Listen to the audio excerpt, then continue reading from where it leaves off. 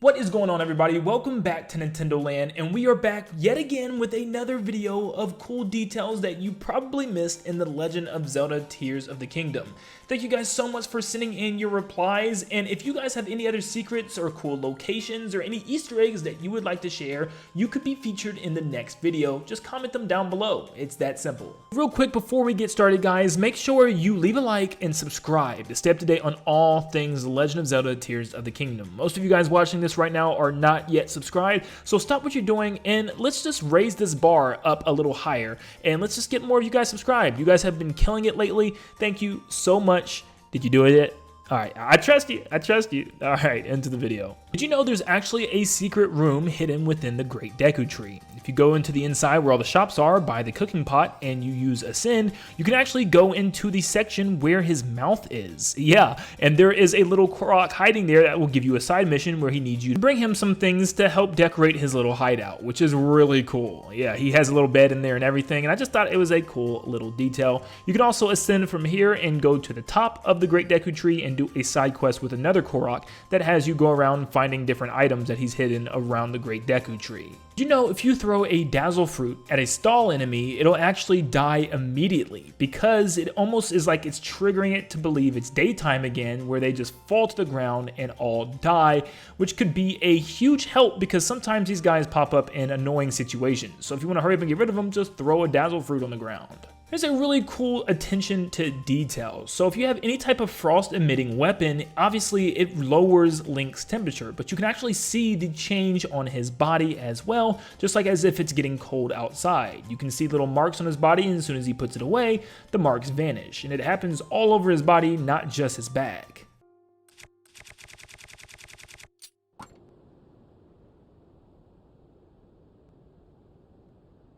Real quick, this one will feature a quick spoiler alert, so if you don't want to see it, just skip ahead to the time on screen. But there are new murals added to the intro scene when you boot up the game once you beat the game, which will obviously add the two murals depicting Zelda turning into the Great Eternal Light Dragon, which is really cool that they add that to the title screen after you complete it. It just kind of shows that, yeah, we acknowledge that you beat this game, which I always like that. Normally, you would need some type of explosive to blow off the armor with armored enemies, just as the moblins that walk around with the rocks all over them.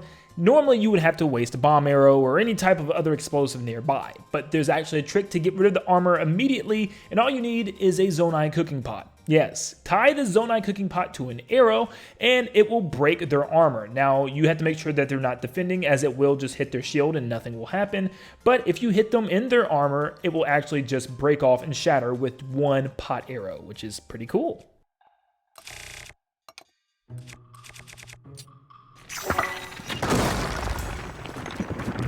By now, most of us probably all remember and know Tough Mountain's famous heart-shaped lake, because there was actually a side quest where we had to take a Gerudo lady and a Hylian and put them together, which was pretty cool. And we don't know exactly what happened to them in this game, at least I haven't seen them in a while. Maybe one of them are still around. You guys had to let me know in the comments down below, but hopefully this wasn't their fate. Well, if you go down to the depths, there is a heart-shaped piece of land in a lake, and it has two Poes on it. Yep, a Grand Poe and a Large Poe. It's actually pretty sad. I hope they didn't die or something from Breath of the Wild, but they seem to be here on this rock for a reason. What's going on? You can go back down to the Floret sandbar, and instead of stepping in the flowers this time, you can actually water them, and you will be thanked by Magda. She will say thank you for watering us, because once again, she considers herself part of the flowers, but she says thank you for watering us. That was such a kind gesture. Even though you have stepped on them and done stuff in the past, I'm glad that you have came around and watered these flowers. Now, I think I got some type of glitch with the water or something, because it just kept repeating the dialogue and I couldn't walk away. So I guess be careful with how you do this. I just kept mashing, and it took me a while to get away from the conversation, but yeah, that happens.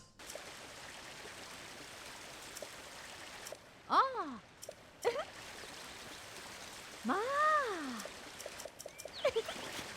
Now, I've actually had this happen to me at least once, and I don't know if it's a one-time thing and then once you do it, it's done, but at least sometimes when you go into one of the windmills in Hateno Village, specifically this one towards the right side of the village, you will see a squirrel running around on the inside. You can even shut the door on it and keep it just running around and making it so that it can't escape. But you'll also find tons of chickaloo tree nuts that are piled up in here as well, and I just think it's pretty cool how they have the wildlife kind of incorporated into the world and having it have its own little story. But yeah, some squirrels will like to scavenge some nuts and put them in the windmills, which are pretty cool. This is one that we brought up a couple of times in other videos, but I thought that I'd bring it up in this one since some people were still surprised that yes, Guardians still technically exist in this world. They're not completely wiped, and no, there was no timeline change. They happened, trust me, as there are Guardian remains at the top of the Hateno Tech Lab. There's a giant decayed Guardian on top of the roof, and also Guardian Scouts on top of the roof as well, dangling off of some rope, and designs for different Divine Beasts, the engines for the Divine Beasts, and some Guardians are also posted up on the wall at the top,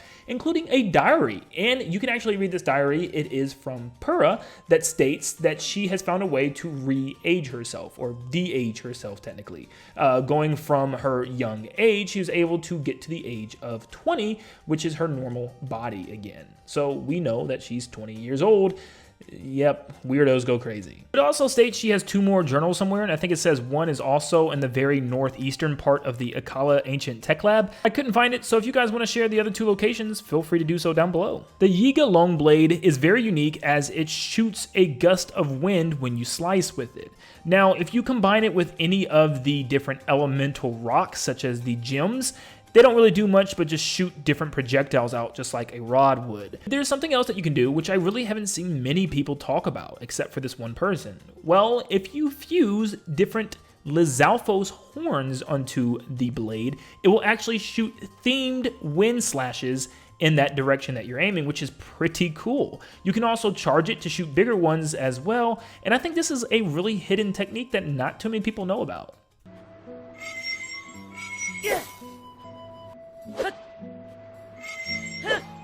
You can go up to Mount Hylia on the Great Plateau, and you will find that same memorial that was there from Breath of the Wild, but this time, there is a blade in the ground, and it's not just any blade, but it's a royal claymore and a white dove right above it. Now, why is there a royal claymore? Well, it's obviously there for King Rome Bosphorus, which we learned in the Age of Calamity that it was his weapon of choice, and he used it in his fighting style as well as he switched different forms, which was pretty cool, and it's a little kind of cameo, or I guess an Easter egg for the king, even though he's gone now. And the last fact is, did you know pine cones can give you an amazing updraft? All you have to do is throw some on the ground and set them on fire. Now, depending on how many you put on the ground, I think it goes up to 5 for the max amount of air time that it will give you, and it even has a new effect compared to Breath of the Wild where it will show a giant whirlwind fly around and have a new sound effect as well, which is pretty cool. But the more pine cones you put down, the higher the air time. Just don't burn them and miss the first draft like I did.